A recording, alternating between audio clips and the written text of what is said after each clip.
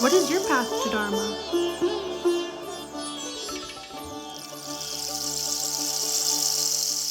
Hello and welcome back to the Path to Dharma. I'm Shae.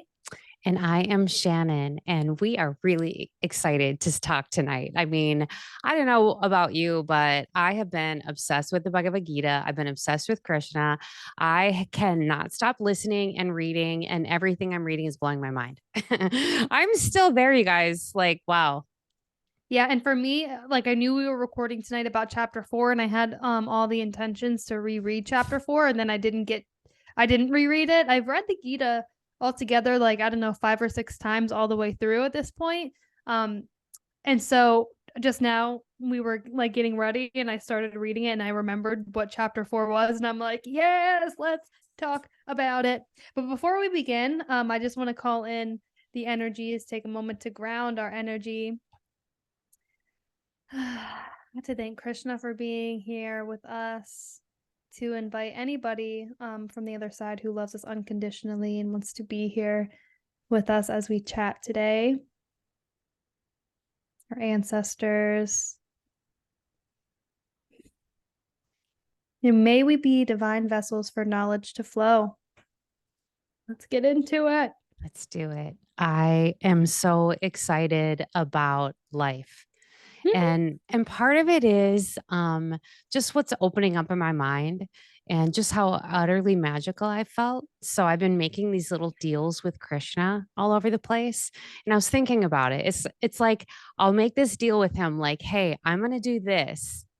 And then and then actually what I get is like happiness. It's wild because everything is explained in the Gita about the actions and like taking actions. And we've talked a lot about what that is, but I found something in chapter 4 that I just cannot stop listening to. And I usually listen to it on YouTube, to be honest. I usually listen to it. I do read it, but there's something about the vibration of it and just hearing it that just like, it just like stirs my soul. But what I want to talk about tonight is really it's about sacrifice. So where I'm at is I'm in chapter 4. I'm in verse 33. The sacrifice. Okay, you're deep into there. Okay. Yeah, I'm deep into 4. I'm deep into chapter 4. We were talking about karma yoga, and then we start getting into in chapter 4, Krishna's talking about like action and taking action. But this is really about the sacrifices that we make. And that's really what I want to talk about tonight is the sacrifices that we make. So here's the verse.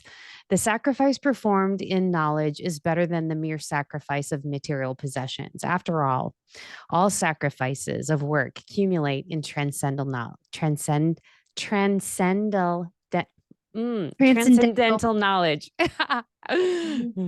I had to say that. Actually, I was supposed to say that a few times. Like, there's no accidents, right? It's like None. I struggle through it because, like, don't we all struggle through transcendental knowledge? It's hard to say, it's hard to get, it's hard to have.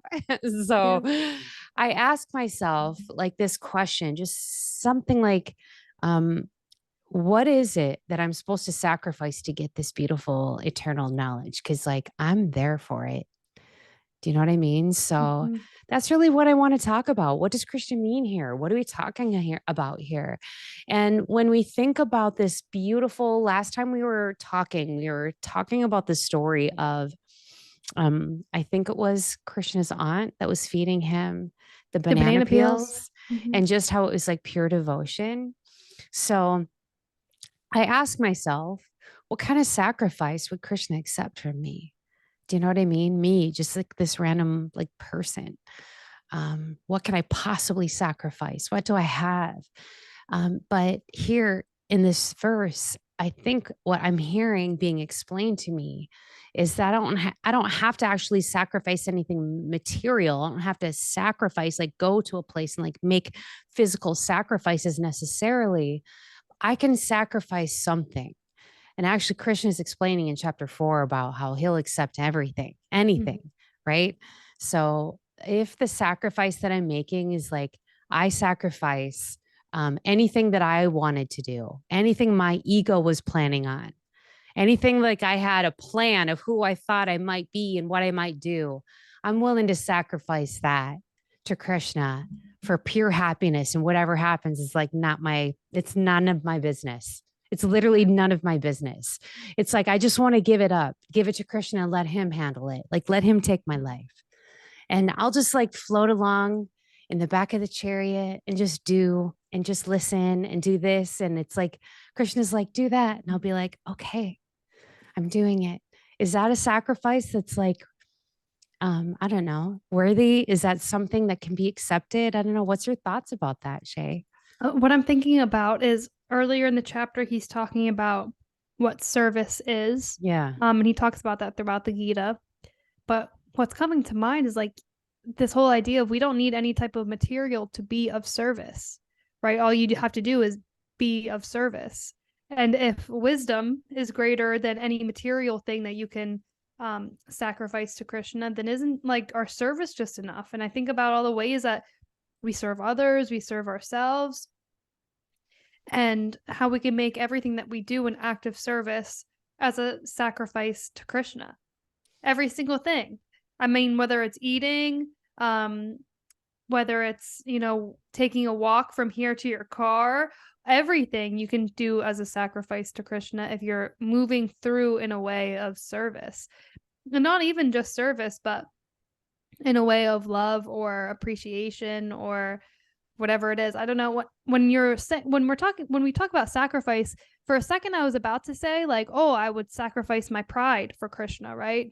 And then I was like, wait, that doesn't seem like a good thing to actually give him, right? I don't think he wants my pride, right? And so then I was like, this is all my thoughts right now, by the way. This is just a stream that I'm thinking. But I'm thinking, okay, well, yeah, you're right. Just as this like normal person, like what does seem worthy? And what I read from Krishna is that he just wants our service. And so acting in a way where you can sacrifice or you can gift like your service in everyday things to Krishna, I think that's what he wants the most. It's not like you have to have like jewels or gold to give him, but just like moving through life in a way of service to Krishna, right? To the all good. I think that's but what does that mean? I guess that's what I want Right. to talk about. What does that really, really mean? So we talk a lot about trying to be a vessel for the universe and just allow higher knowledge to come through us and out to the world, or healing or light or whatever it is. So I wonder if that's not part of it. It's just like allowing yourself to be sort of used by the universe, if that makes sense, like used by God, like Krishna, use me because I see that person sad over there and they need a smile. And so like, use me to go do it. I'll do it. Like, pick me. If it's sort of feels like that. Like we were talking the other day about like t-shirts, making t-shirts, and I want mine to say, I'm with Krishna. And it's that thought of like, yeah, I'll sacrifice the awkwardness or the embarrassment that I might have, or I'll sacrifice. It's the ego. It goes back to that. It's like, what did I want to do, or what did I think I wanted to accomplish or whatever. And it's that act of love. It truly is. It's the act of love that I feel like is the Krishna consciousness that we keep talking about. We keep reaching for. It's like, I think it's that simple in so many ways. Like, can I be Krishna's hands? Can I be his sweet words? Can I be his comfort? Can I be his compassion? Can I be his forgiveness? And unless I'm willing to embody all of that stuff myself, I can't be. So some of the things that I'm feeling like I need to sacrifice is I need to sacrifice anger, which seems like I want to give that up. Like, we don't want, like, that doesn't feel good anyway. And like Krishna talks about anger and like what it is, but like sometimes I feel like some of that stuff, it's that we get like angry about. It's like all about the attachments that we have. And it's that stuff that I actually have to be willing to give up, even being willing to be angry about something. Does that make sense? I just have to share this this thought that was coming through my head as I Yeah. was driving home from work today, which may or may not be related, but it is related. Everything's related. Yes. So I'm driving home and I see this like big white streak in the sky. And I was like, oh, wouldn't that be crazy if that was an asteroid? And then I was like, what would my thoughts be, right? I'm thinking about Krishna as I often do as I'm on my way home, because I put my thoughts on Krishna and it kind of like dissolves what the day has given me thus far. Brings me back to the present moment. And then I was like, what if that was an asteroid? And then I was like, I would be so pissed if because I was thinking about I needed to change the oil in my car. I was like, I would be so pissed if I was in the middle of getting an oil change and an asteroid hit. And that's what I was doing, was getting my oil changed. And then I was like, oh, okay. Well, that's interesting, because if an asteroid was about to hit, I might be on my death, like death might be knocking on the door for all of us. And what I like is what I want my last thoughts to be, like pissed off that I'm getting an oil change. And then I was like, well, I would be really like, I would want to be with like my dog and my partner and my family. And so I would, that's where my thoughts would be. And then I was like, huh, okay, well, that's interesting. It gives me a little clue into my own consciousness, because according to a lot of things that I've read, and including the Gita, we'll get to this chapter, talks about that your thoughts as you're dying is what's going to, manifest in your next lifetime. Right. Are we supposed to be saying Om?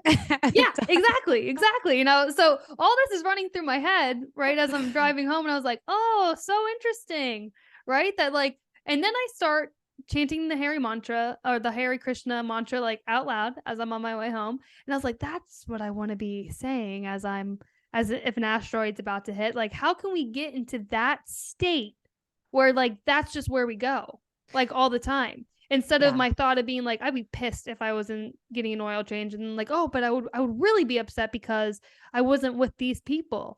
And then I'm like, wow, that was a lot of attachment.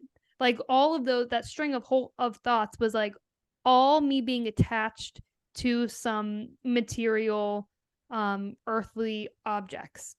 Yeah, right? no, for sure, for sure. This is where Master Sri Akashana talks about the be a witness, and like be a Yeah. witness and become the witnesser of your life.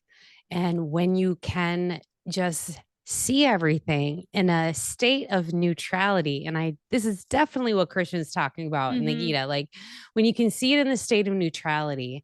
And wouldn't it be amazing if you were standing there at the oil change place and here comes the comet of your death, and your reaction is like, huh, wild. You know what I mean? It's like, oh, exactly. You're like, wow, that is a twist, universe. I did not see that ending coming. And something else? Like, wow.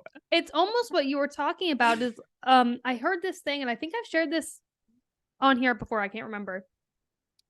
Years ago, I mean, this had to have been like 6 years ago. I was at this conference, like this leadership conference, and they had all these quotes on chairs. And we were just walking through the aisles reading all these quotes. And one of the quotes said, be willing to seem a little weird in pursuit of deeper connection. And so it just is like so spot on to what you were saying, is like to be able to reach that level of Krishna consciousness, you have to be willing. So like, even if I was at the oil change about to die, like, am I right now like willing to put my ego and pride aside to like chant in front of like all these strangers who I don't know? Like who knows? Like, hopefully I would be able to. But I think about those just like daily decisions like that, where you can choose to kind of like fall in line or whatever, or you can choose to be, no, I don't do that, or I choose to do something different, where you are then standing apart and maybe seeming a little weird. But again, if it's for my own deeper connection, that should be okay, and we should be willing to do that. Yeah. What are your thoughts about that? Yeah. Okay. So at work the other day, something happened that almost threw me off. Something unexpected happened. And I try to stay in flow at all times and never be upset about anything. Okay. But like as a human being, sometimes, things happen. So this thing happened at work that totally threw me off. And I was like, what? And I got upset for a second. Okay. And actually, it was probably a good 10 to 15 seconds. And I was like, I got to pull this in. I got to pull this in now. Do you know what I'm saying? And it was like that moment of like, what am I actually getting upset about? And it was like that moment I could almost like see, these are the moments where I see Krishna's face, Mm-hmm. literally almost like laughing at me slightly. Does that make sense? Where he's almost like, this is what you're mad about? You stupid human, get up. Yes, literally, like this is what you're mad about. All of the disastrous, like chaos and terrible things in the world. And this thing that I was mad about was truly stupid, but like it was an ego thing. Yep. It totally was. So then when I was like, oh, okay, pull it in, I was like, okay, thank you, universe. Like, thank you for this challenge. Like, I got this. This is Yep. amazing. Actually, thank you for this. Thank you for this Everything is opportunity. for me. Everything is for me. This is my opportunity to show up for myself. And Christian is like, see, because it's like easy when he gives you the nice, fun, like magical things. Okay. Cause I Right. had a super magical day today where it was like everything magical falling in my lap, like this, like the perfect timing, every single thing. It's like on the days that you get the test, this is where we find out, are you willing to make the sacrifice? So that's where I say, like, I had to be willing to sacrifice my anger because I Yeah. felt like I had some righteous anger on it. Does that make sense? Right. And it was like, that's what Yes. it was. It was like, oh, I'm right about this. Okay. Yep. So this is why I'm mad. And it was the Um, attachment to the rightness. yes. But then I'm like, okay, this is not the right vibration for, first of all, an interaction that I need to have. It wasn't the right Mm-hmm. vibration to have it. But secondly, it is. That's what I'm trying to carry with me at all times. Right. So I go back to this question about, am I willing to sacrifice? Am I willing to even sacrifice my rightness? Do you know what? Yep. I love to be right. Don't we all? And Mm-hmm. actually, this goes deeply into like knowledge. And Krishna starts getting into it. And he's saying about how like knowledge, like we've talked about that before about slicing the doubt away, with the sort of knowledge or whatever. And like, I love knowledge so much. Which it's so crazy. I have to show if you are watching this. This is the sticky note on the page in my this version of the Gita. It says Knowledge. knowledge for knowledge sake. Just Yeah. huge in all capital letters. Beautiful. Knowledge for and detachment in the decision is what a little note I have off to the side, because I think that so often, right, it's like your righteousness and being angry, it's like your knowledge that doesn't have anything to do with knowledge, right? Nothing. Nothing. And Nothing. so just seeing like receiving knowledge just for knowledge sake instead of receiving it for a cause or like for something or to use against somebody, which I think that we so often do. So often humans do that, right? Yeah. They learn a skill or they put themselves in the position of knowledge so that they can use that against others, or they can use that to fuel their own ego even, maybe. Yeah. Right. So it's the whole thing about humble yourself or God will humble you. We talked before about like Krishna doesn't like the pride. So like cut that out from under you or whatever. Mm-hmm. So it sounds easy to do, but in practice, these are the Right. moments that we have to really figure out who are we and who do we want to be. And I thank the universe for that. And I actually thank you, Krishna, for that test. Hare Krishna. Like Hare I'm Krishna. so grateful for it because it's like how life is a mirror and things show up in your life to show you who you are. So in that moment, it was like I had this opportunity and I saw myself for a second as the angry person. And I was Mm-hmm. like, oh, that's first of all, it's not effective communication. Right. It's not professional because I was at Mm-hmm. work, but like mostly like you can't, like Chris, that's not a sacrifice Krishna will accept from me. If I'm just going in with something, sticking to my rightness and sticking to my attachment, this is what he's saying here is like, that's not sad. That's like not okay. Like Right. that doesn't work. Yeah. So that was chapter 4, verse 33. Is that the one you I just think read? so. I believe so. And what version are you reading out of? I'm reading out of the as it is. As it is. Yeah. Okay, well, I'm gonna read out of the one that's been translated by Eknarth Easwaran.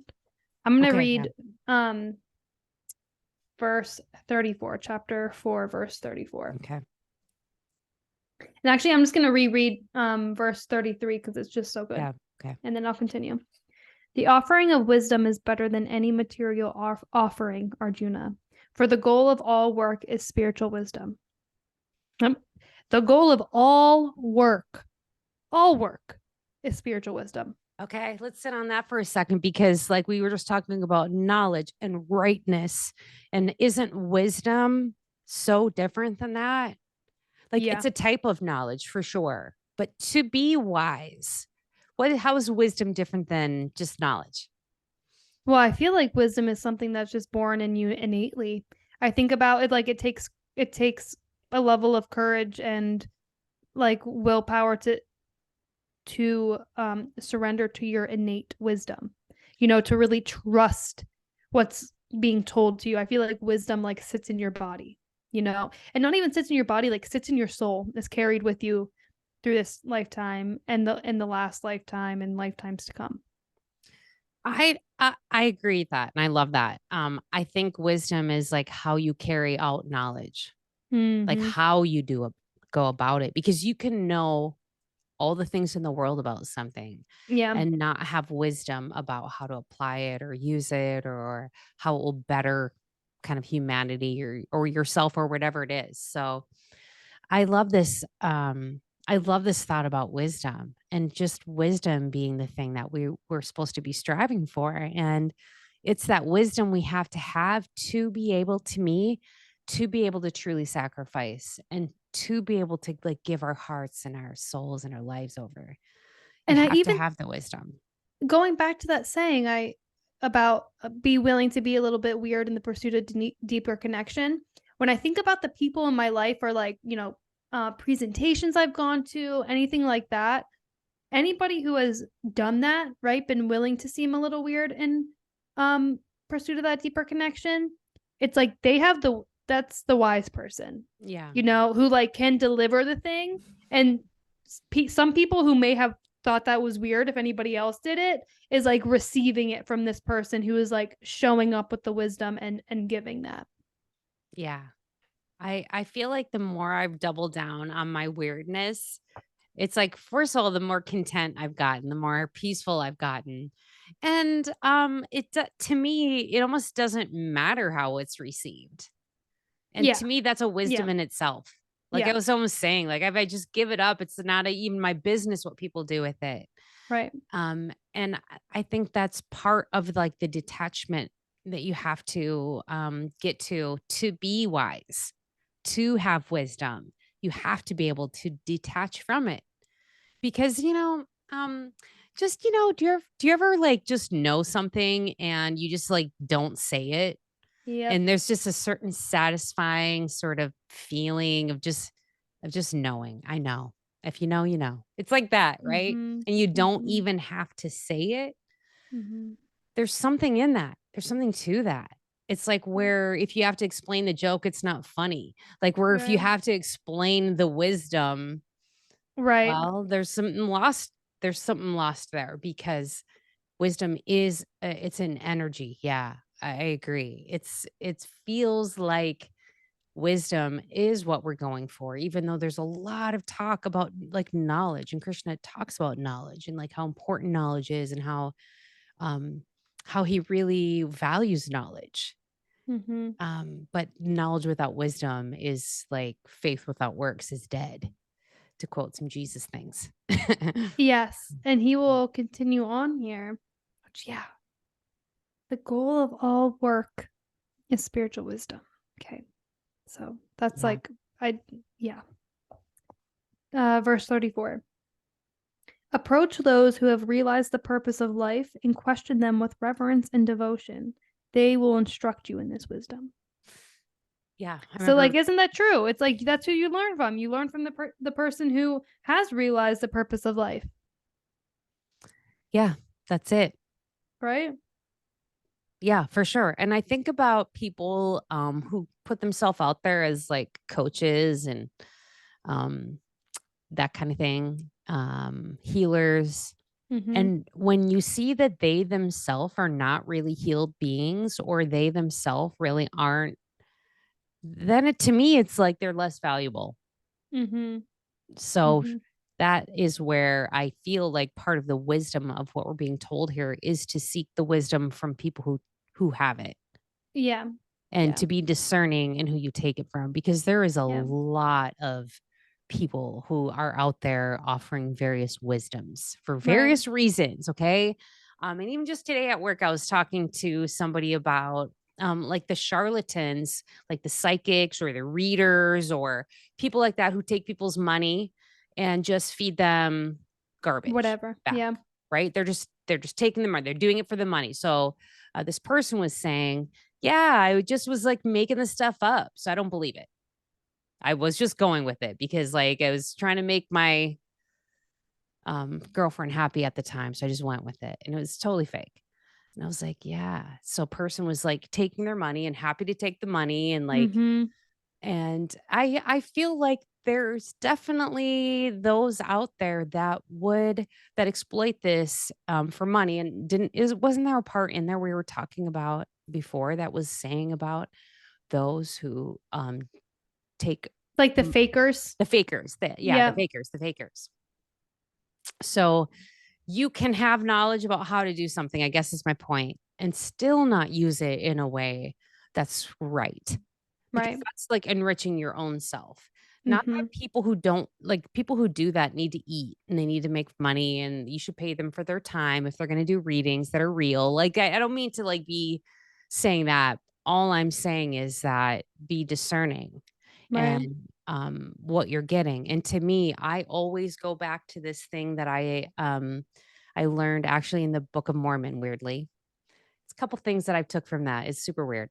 Anyway, and basically it was this whole description of how do you know if something's from God versus how do you know if something's from like Satan, honestly, is what it Mm-hmm. was. But like even however context you put it in, how do you know if it's dark? How do you know if it's light? Right. And really the discussion was how you know it's from God is how does it what are you doing with it? How's it making you feel? Like, is it making you better? Is it making you happier? Is it enriching you? Is it helping others? Are you feeling good? Like not necessarily good. And because sometimes the knowledge you get just Right. like that, but like, what's the fruit? It truly is like, what is the fruit that you produce from this? How do I know that this knowledge isn't? Well, is it making me fear? Is it making me doubt? Is it making me compare myself to others? Is it making me feel special in some unusual, unnatural way? Am I being told that I'm special or something like that? Or do you know what I'm saying? Is it like Yeah. pumping up my ego?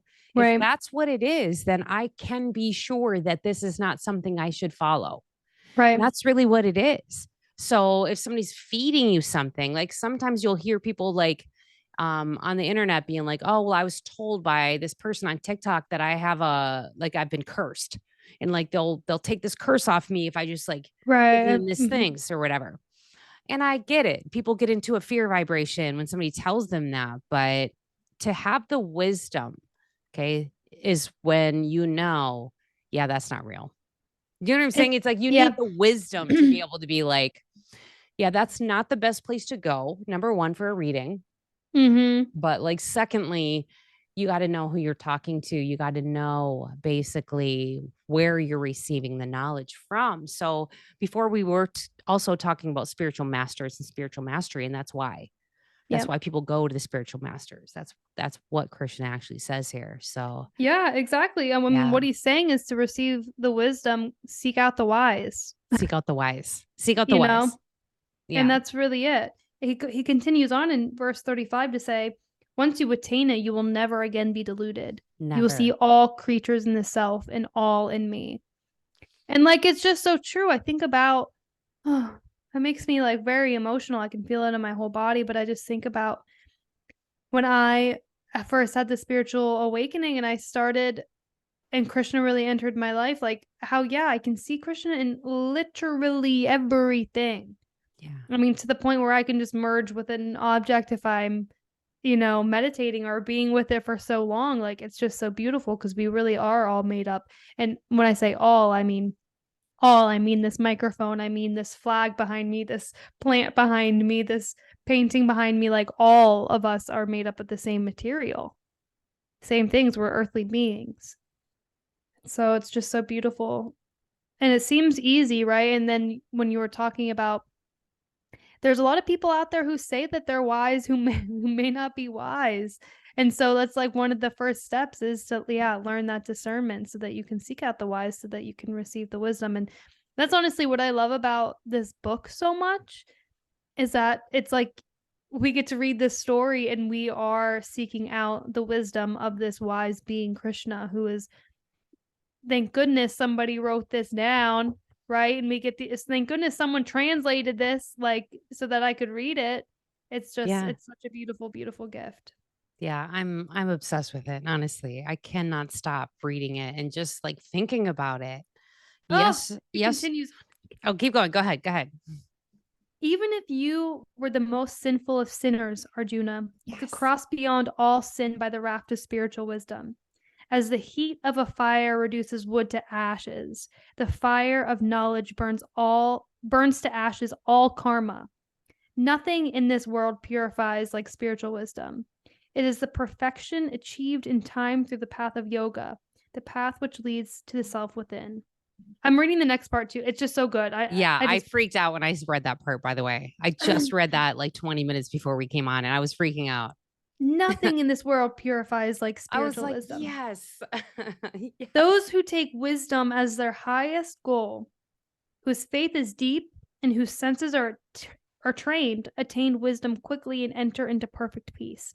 But the ignorant, indecisive, and lacking in faith waste their lives. They can never be happy in this world or any other.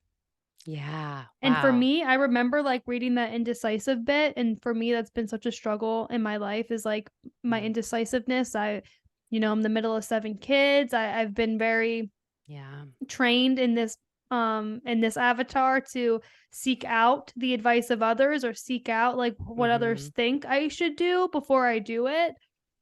And I've been learning to ask less and to go within more, and that I really do have the answers to myself, right? And to cast aside that indecisiveness and go with what I think it is, because that's what that's what I always end up doing anyway, right? And then I waste a bunch of time calling this person, hearing the opinion of this person, wondering how this person would think about it, when really I'm going to do what it is I'm going to do anyway.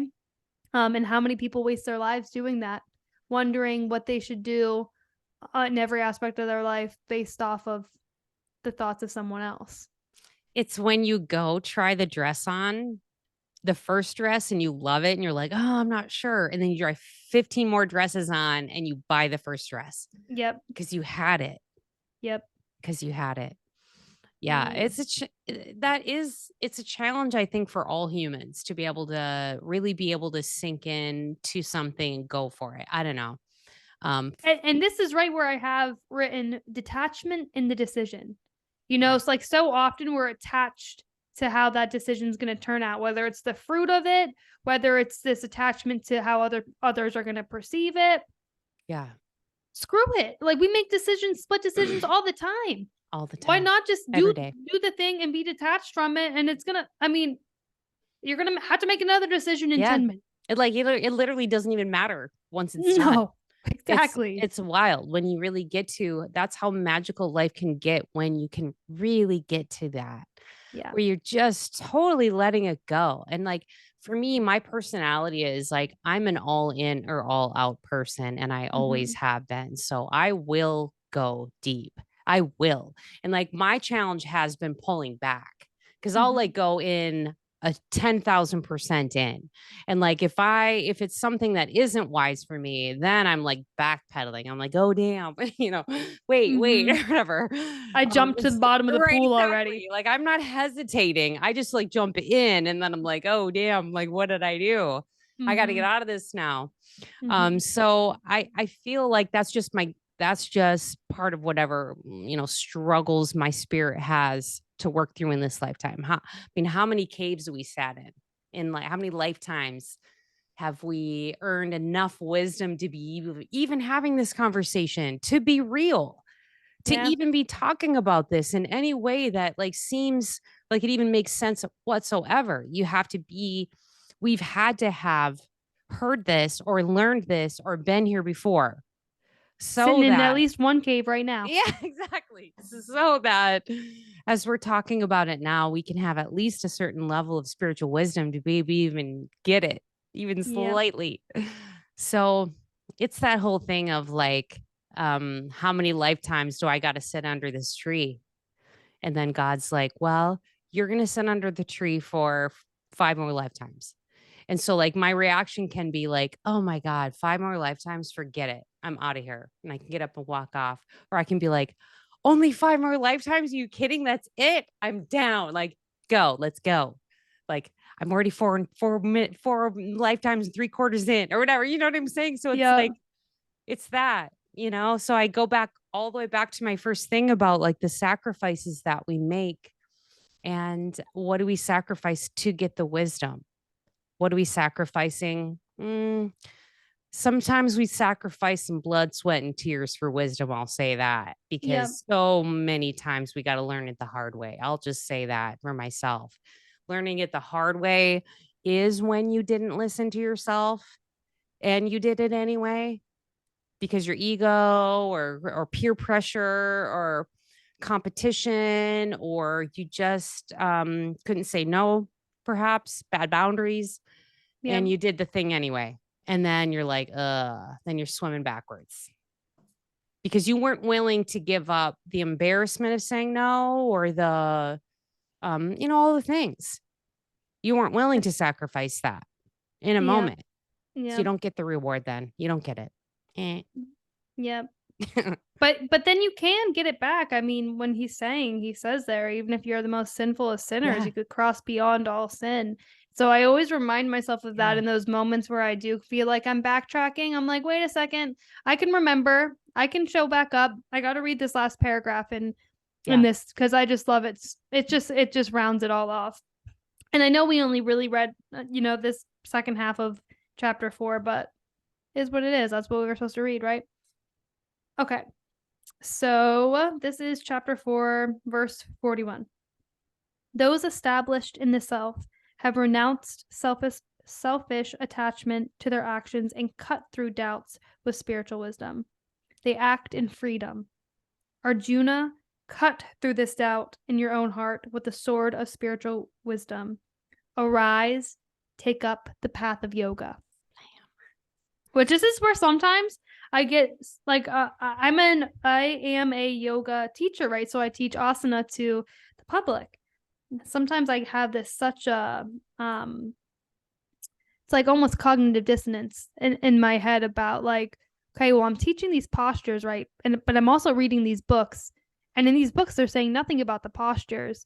And he's saying, here, take up this path of yoga. And a lot of people in the Western world, yeah, think that what yoga is like is movements. And like, yes, that's part of it, but also that's just like such a slim part of it. And at the same time, it's such a big part of it, right? Because you have to be able to move the space and the energy in your body to be able to even receive. I like to think of it, to me, it's like yoga asana or the postures of yoga or like the gateway into this more spiritual place. Yeah. Okay. So my thoughts on that it doesn't matter how they receive it, Shae. Like it doesn't matter if you're doing it for Krishna, if you're doing it for the universe, like you're doing it you're not doing it for the participants in the class, so to speak. Right. Then that's what matters. And Yeah. they'll feel that. Do you know what I'm saying? They'll get what they were supposed to get out of it. Not everybody's at the level of you. Do you know what I'm saying? For someone, that's like the first maybe exposure they've ever had to just sitting still and breathing and just like the effect that has on their body. And that tiny bit of like spiritual wisdom that you're passing that just seems like a teaspoon to you it's like a pitcher. It's like a cup. They're like, oh my God, I've never breathed like that before. And you're like, Thanks for oh, saying wait. this. Oh, wait. You know what I mean? Like Thanks you for haven't saying even done this. that. Exactly. Like, so Mhm. like, that's what I feel like you have to sacrifice Mm. in that moment is like, Mm. you want a full class of people. You want to be teaching a bunch of spiritual people that are yogis that get it. And we're like, karma yoga, like, yes. But instead, you're going to have a bunch of middle-aged ladies and men who needed to learn how to breathe.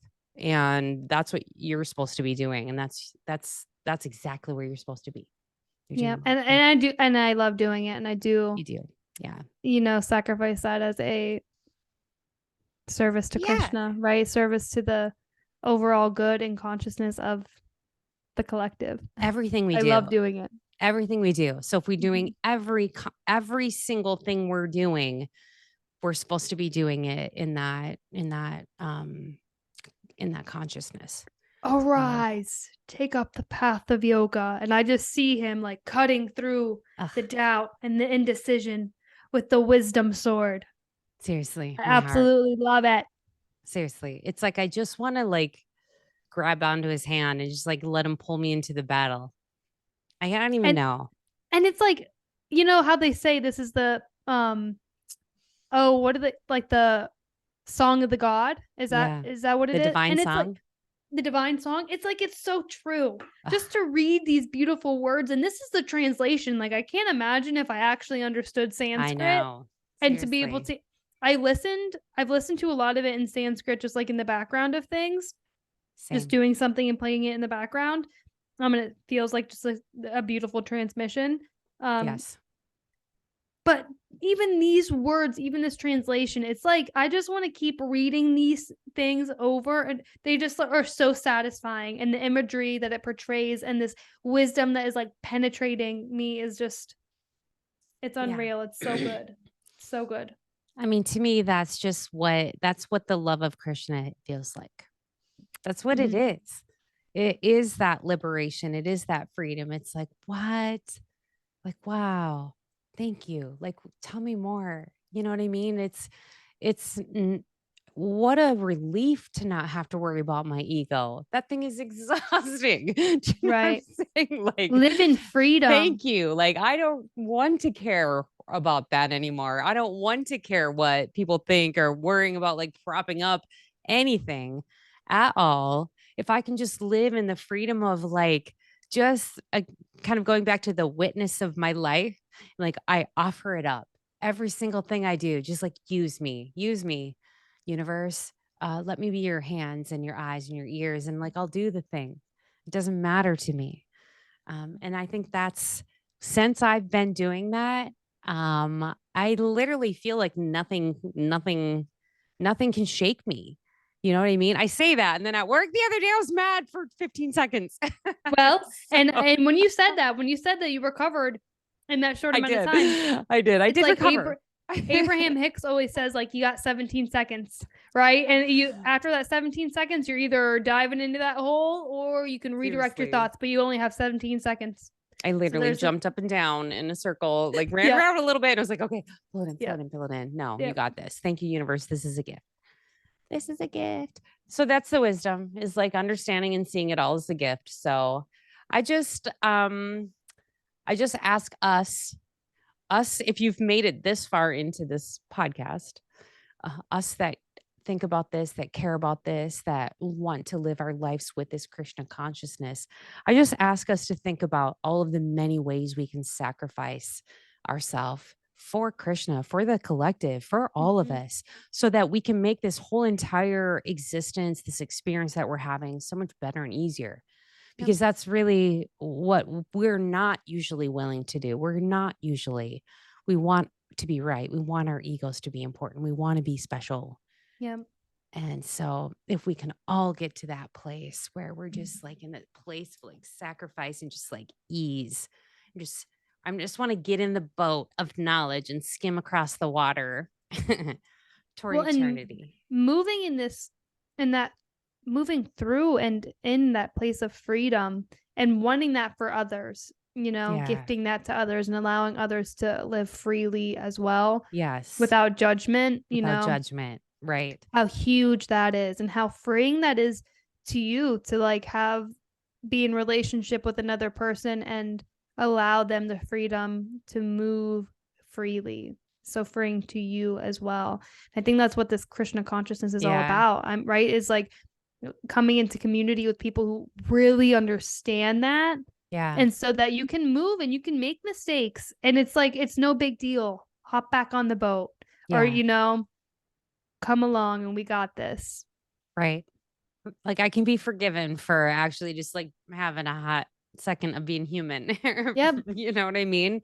Yep. Because truly, like I can actually look at every single person as like everyone I do feel like is trying their best. Mm-hmm. Everyone is, I don't know, and that's definitely some rose-colored glasses on my part. I definitely get like the happy optimism, like dreamy, like Okay, but everything is wonderful, but I like was listening to this thing this morning that's like nobody wakes up and is like, I want to have the shittiest day ever. yeah, I that's want to true. have the worst day. Nobody wakes up like that.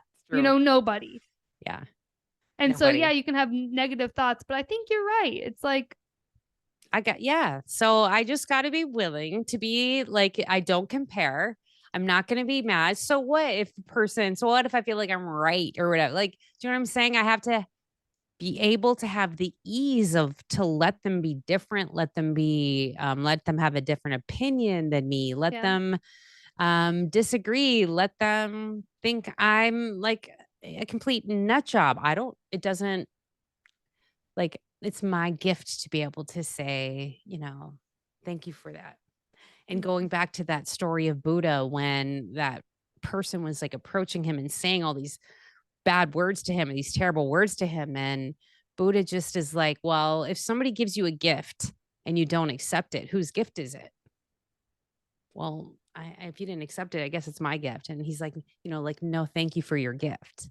yeah. You know what I mean? Like, no, I don't have to accept it in the Mm-hmm. sense of like, I don't have to take it into my being.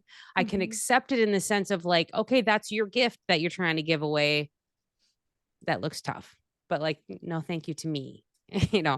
I'm going to stay about myself. I'm going to like keep my boundaries all safe and I can have all of that and I can still do that and still be in a place of like love and peace and acceptance and forgiveness And just doing that, being able to say no to somebody else's whatever.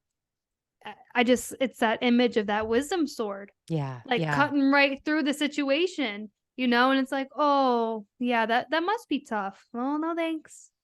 That yeah, seems like you should go figure that out. yeah, It's like instead of being upset that somebody's trying to give you that gift that you don't want or whatever it is, break out the wisdom sword, slice right through it, yeah. Right. I want to walk around with a move wisdom on, sword in my back at move all on freely. times. I Seriously. literally was just thinking I'm creating one. I'm Right? making one. Why aren't we walking around with a little? I want it to be a piece of selenite, a little Yeah. How about selenite it? sword. Yep. Okay, in my back pocket. Doesn't actually cut, but it's shaped like a sword, Yeah. Little, and it little. says wisdom carved in it. Yeah. We'll take it. We'll take whatever little tidbits the universe can give us to help us be better people. Mm-hmm. So, Amen. okay. Yeah. Thank you so much for this beautiful conversation, as always, my dear. Mm-hmm. And Likewise. we have been um, getting some social media stuff set up. We got a Facebook. So actually, we've had this idea of the Terra Flow Collective. You may or may not have noticed we've changed our name a couple times, but our idea originally was the idea of the collective, like getting people together that have the same kind of mindset, the same thoughts that we have, but also where can I go to find people that, think like me, that feel like me. It's that space that we've like tried to create with the people that we already know Mm-hmm. around us. So it's like inviting anyone else into it. So within our collective, we have a couple different things that we are putting there, which one of them is this podcast. So the Path to Dharma podcast. So also my tarot show and the other stuff like that. We'll just be putting up there on our Facebook to really discuss. So we plan on posting the show, and we welcome your comments, your questions. Thank you so much for all of the comments that you've given us. We finally successfully pulled a live off last Saturday Boop, morning. boop. Thank you for Finally. everyone who showed up too, by the Yes. way. Thank you so We had a much. beautiful conversation with you all. We really did. And it's actually just really proved to me how, like, first of all, we are entering this conversation about the Bhagavad Gita, having like zero knowledge about it. And there's so much wealth of knowledge out there on the internet, like in the world. And we just love to hear like what people are thinking. And about we're all of coming with this. not much knowledge, but I will say we're coming with wisdom. Okay? Yeah, I'll bring my wisdom with. Yeah. I'll bring the Mhm. wisdom.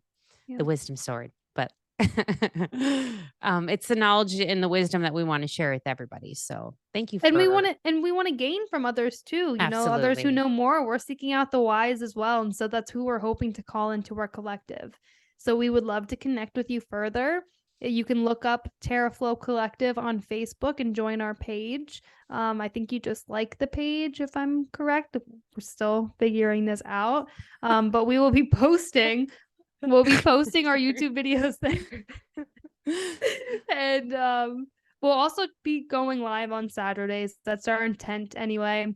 I mean, aren't Things you a might come millennial? up. Like, aren't you supposed to be able to do techie things? Like, at least, like, I'm like over 50. Um, like, I didn't arrive with the technology wisdom, okay? But I have someone who's helping, who's going to help us. So we appreciate we'll that. get there. Yes. Okay. So thank you so much. We will see you next time, right? Thanks for your likes. Thanks for subscribing. Appreciate being every here. single moment you spent with us. So Hare Krishna. High five. Thanks for watching. Please like and subscribe.